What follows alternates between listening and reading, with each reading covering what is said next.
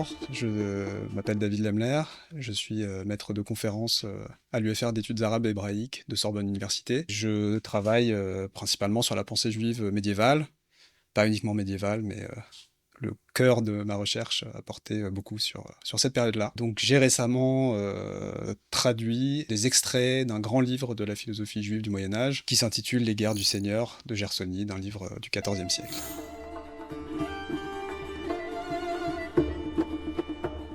Alors, ce qu'on appelle communément philosophie juive médiévale, qui est un objet assez problématique, qui mérite d'être défini, c'est un ensemble de textes, un ensemble d'auteurs qui écrivent entre le Xe siècle et le XVe siècle.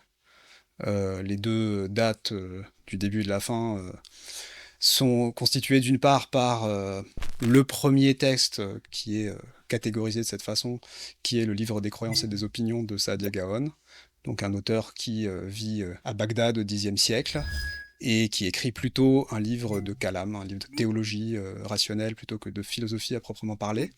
Mais il est le premier à essayer de faire se rencontrer la tradition juive et les sciences profanes gréco-arabes. Et c'est en ce sens-là qu'on parle généralement de philosophie juive médiévale. Ensuite, le cœur de l'activité philosophique dans le monde juif se déplace en Espagne principalement au siècle suivant.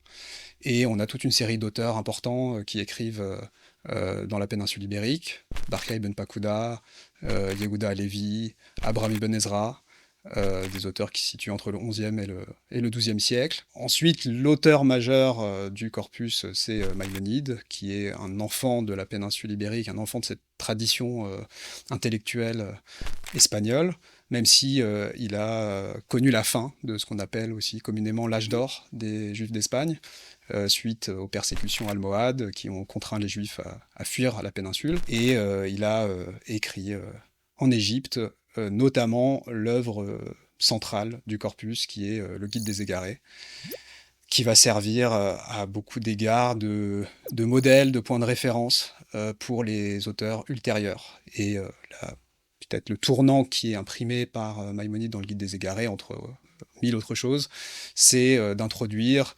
l'aristotélisme comme référence philosophique majeure. Et puis ensuite, il y a de nouveau un déplacement du centre, notamment en Provence, dans le sud de la France, où on a une activité très importante de traduction des textes philosophiques arabes vers l'hébreu. Et notamment à l'occasion de donc, la fin de ce centre du sud de la péninsule ibérique, qui contraint les auteurs à se déplacer, à s'exiler, et aussi à l'occasion de la traduction du Guide des égarés de Maïmonide de l'arabe vers l'hébreu, qui va constituer le point de départ de toute une nouvelle séquence de l'histoire de la philosophie juive au Moyen-Âge, et à travers la découverte de la philosophie dans le monde juif non arabophone, qui n'est pas habitué au raisonnement, à la pensée philosophique. Et donc cette découverte de la philosophie, par l'intermédiaire du Guide des égarés, en hébreu, va ensuite s'accompagner de tout un mouvement de traduction, qui d'ailleurs fait écho, en un certain sens, à la traduction qui avait eu lieu des textes grecs vers l'arabe, quelques siècles auparavant, à partir du 8e siècle. Et donc on a un phénomène semblable qui intervient dans le monde juif au XIIIe, XIVe siècle, et qui a lieu en grande partie dans le sud de la France, et Gersonide fait partie de ce moment de l'histoire de la philosophie juive, qui est aussi associé avec ce qu'on appelle l'avéroïsme juif, puisque la référence à Averroès est très importante pour ses auteurs. Il est, avec Maïmonide, le point d'entrée dans la philosophie.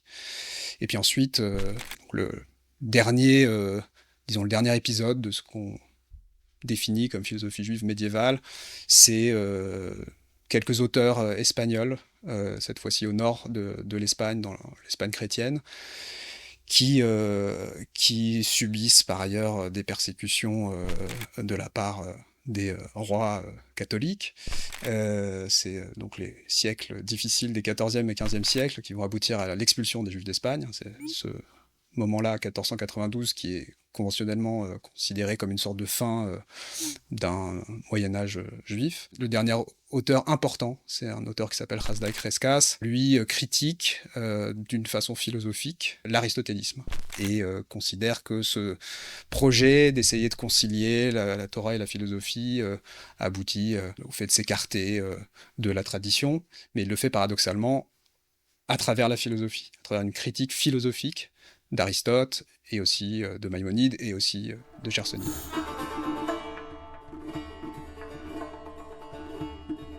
Maïmonide est un enfant de la péninsule ibérique. Il est né à Cordoue dans les années 1130. Et il a connu l'arrivée des Almohades. Donc il a été contraint avec sa famille, une famille d'autorité rabbinique, à fuir la péninsule et à s'installer finalement en Égypte, où il a produit une œuvre à la fois juridique et philosophique. Donc c'est les deux aspects principaux de son activité intellectuelle, à quoi s'ajoute son activité de médecin. Il a écrit aussi, il a été médecin et il a aussi écrit des textes de médecine. Mais il est principalement connu comme une autorité rabbinique, notamment à travers la composition d'une grande codification halachique, juridique, qui s'appelle le Mishneh Torah, et qui sert de référence en matière de loi rabbinique jusqu'à aujourd'hui, et qui est aussi un texte qui, donc malgré sa nature juridique, introduit des éléments philosophiques. Notamment, il commence très étrangement par un résumé de la métaphysique et de la physique aristotélicienne, qui sont présentés comme une manière d'accéder à ce que Maïmonide définit comme le principal commandement de la Torah, qui est de connaître Dieu.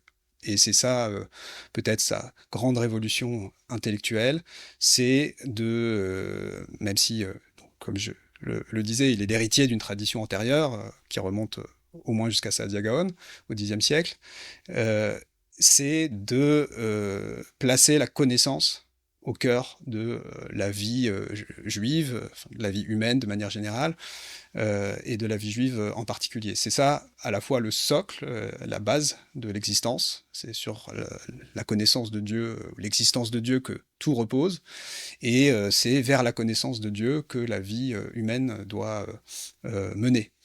Et donc, dans cette perspective, la vie juive est une manière d'accéder à cette connaissance de Dieu. Et donc, c'est une erreur de penser qu'il y aurait deux facettes de Maïmonide, le juriste d'un côté qui serait conservateur et un penseur strictement religieux, et puis d'un autre côté le philosophe qui serait révolutionnaire dans le Guide des Égarés. Parce qu'il y a une cohérence de son œuvre, et donc précisément dans son œuvre plus strictement philosophique, qui est le Guide des Égarés, il va, disons, proposer une manière d'écrire les secrets les plus profonds de la Torah, qui concernent en particulier la métaphysique, en fait, qui l'identifie avec les secrets du monde divin qui apparaissent dans la Torah. Et c'est peut-être là une particularité de ce texte, mais aussi de manière plus générale de la philosophie juive, qui est que ces grands textes, souvent, sont des textes hybrides, des textes qui correspondent pas au canon habituel des genres de la philosophie, puisque donc même le plus grand texte de ce corpus est un texte qui se présente lui-même d'abord comme un commentaire de la Torah et en particulier des secrets de la Torah. Donc il y a toute une série de débats qui concernent la nature de ce livre. Est-ce que c'est un livre philosophique? Est-ce que c'est un livre de commentaires bibliques? Est-ce que c'est un livre qui s'adresse uniquement aux juifs? Est-ce que c'est un livre qui peut intéresser les philosophes de manière plus générale? Et c'est très caractéristique de ce corpus.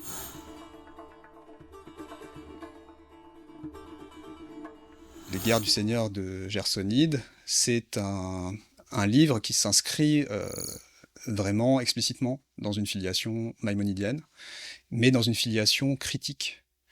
Alors, pour expliquer le titre, qui est effectivement un peu peut-être étrange, on s'attendrait à entendre parler de philosophie politique. Il en est un peu question, mais c'est surtout un texte de métaphysique.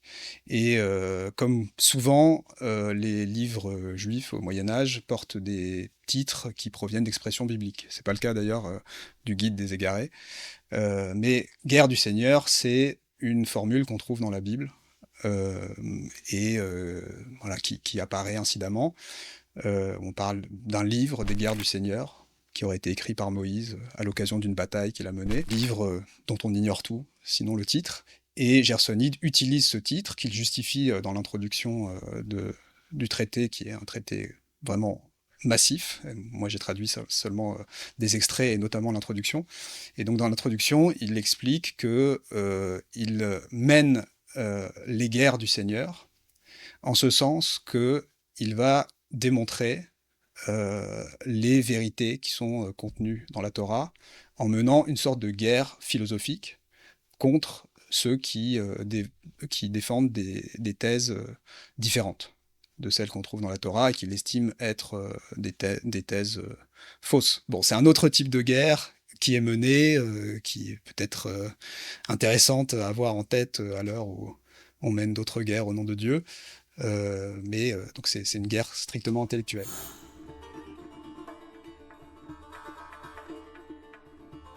Précisément à la différence du Guide des Égarés de Maïmonide, donc qui est encore une fois un livre avec lequel Gersonide est en discussion permanente.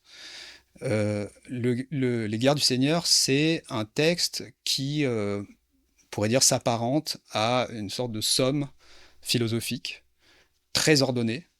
Donc le Guide des Égarés est un livre difficile qui égare souvent ses lecteurs, hein, qui se présente comme un guide pour sortir de l'égarement, de la perplexité intellectuelle, mais qui en fait est construit délibérément d'une façon particulièrement complexe, avec un plan qui n'est pas clair, le passage d'un thème à un autre. Et Maïmonide théorise ce désordre dans son introduction, où il parle beaucoup de la question de l'écriture, de la philosophie, de l'art d'écrire de la philosophie. D'ailleurs, cette expression d'art d'écrire, je la reprends à Léo Strauss, à partir d'une lecture de Maïmonide, a construit toute une réflexion sur l'histoire de la philosophie de manière générale à partir de cette notion d'art d'écrire, selon laquelle, ce qui apparaît dans le titre d'un de ses grands livres, La persécution et l'art d'écrire, et où il défend l'idée que les philosophes sont toujours amenés à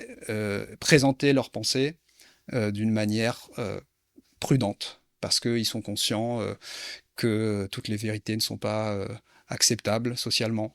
Ils ont en tête le traumatisme inaugural de la condamnation à mort de Socrate, qui justement a manqué de prudence.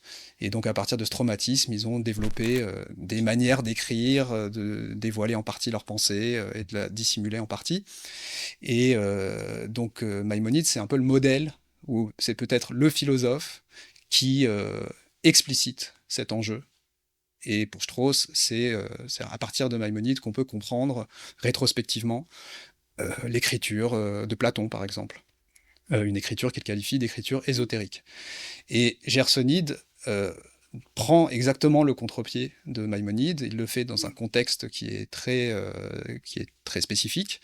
Il le fait après la traduction du Guide des Égarés de Maïmonide, après que en Provence il y a eu une forme de diffusion de la philosophie, une forme d'acceptation générale de la philosophie, qui fait que, selon lui, il est plus nécessaire de recourir à une forme d'ésotérisme et qu'on peut exprimer les idées philosophiques de manière univoque, claire. Et donc il construit un livre qui est extrêmement ordonné, extrêmement systématique, dont il annonce le plan dès l'introduction, après avoir expliqué contre Maïmonide, qui à la fin de l'introduction du Guide des égarés, Maïmonide expose 7 raisons pour lesquelles on va se contredire dans un texte. Et une des raisons, c'est que précisément, il y a des choses que certains lecteurs doivent comprendre et certains autres ne doivent pas comprendre. Et Gersonide, lui, écrit à la fin de son introduction, qu'on peut lire dans le volume, les 7 raisons pour lesquelles il faut exprimer les choses de manière ordonnée et particulièrement claire. Et précisément sans se contredire, ou si on se contredit, c'est pour des raisons pédagogiques, parce que parfois il faut expliquer les choses d'une certaine façon dans un premier temps, et puis ensuite on pourra développer les choses plus clairement dans un deuxième temps. Et donc, le principe de son écriture, c'est celui de l'ordre et de la succession des idées. Et donc, il va construire un livre qui donc, est extrêmement massif et qui est donc pas traduit en entier ici, hein, c'est seulement des extraits, avec 6 traités qui portent sur des grandes questions philosophiques telles que l'immortalité de l'âme, la connaissance divine des particuliers, la providence, des questions d'astronomie, donc en fait de cosmologie, qui concerne la manière dont le monde est organisé, et puis la question de la création du monde, qui est l'objet du 6e livre, dont je traduis ici des extraits.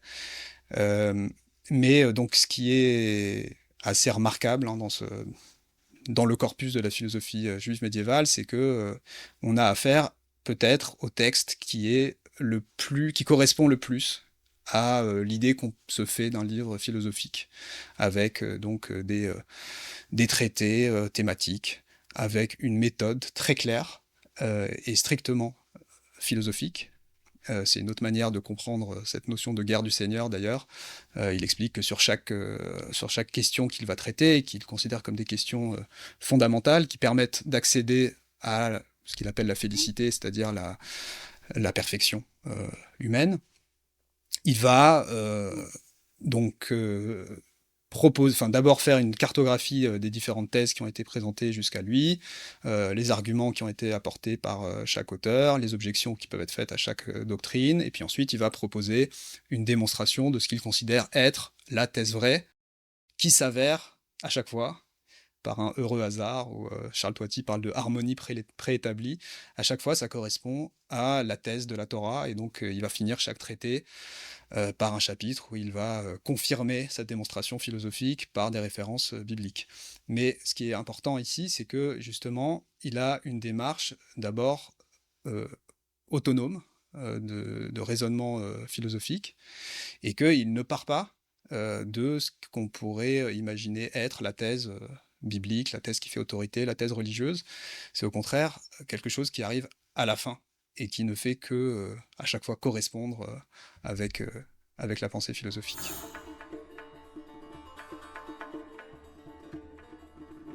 Une autre originalité de Gersonide, dans son contexte précis, donc il y a un contexte français, on peut y insister, on parle de l'histoire intellectuelle de la France ici, c'est d'avoir pris une position originale par rapport à ses prédécesseurs, aux autorités dont il se réclame, qui sont d'une part Maïmonide et d'autre part Averroès, dont il faut dire d'ailleurs que Gersonide a commenté les commentaires sur Aristote. Donc il est l'auteur des Guerres du Seigneur, mais aussi d'un commentaire biblique important, et de super commentaires sur Averroès, donc les commentaires d'Averroès sur Aristote. De ce point de vue, il constitue un maillon important dans l'histoire de la transmission des idées entre Maïmonide et Spinoza, qui est un héritier. Les sources sont entre autres la philosophie juive médiévale,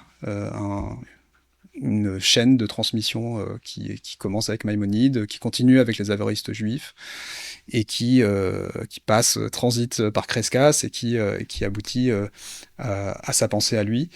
Et on peut trouver, d'une manière peut-être un peu inversée, chez Gersonide, les prémices du divorce que Spinoza va vouloir décréter entre la religion et la philosophie.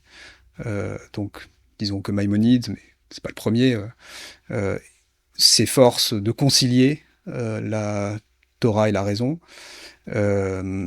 Gersonide assume une forme d'autonomie de la raison, tout en disant en dernière instance qu'elle s'accorde avec la Torah, mais au gré d'une interprétation qui la fait correspondre avec la vérité philosophique. Et Spinoza, lui, va affirmer une hétérogénéité radicale des deux champs, la philosophie qui vise à la connaissance de la vérité et la religion qui a une fonction strictement politique.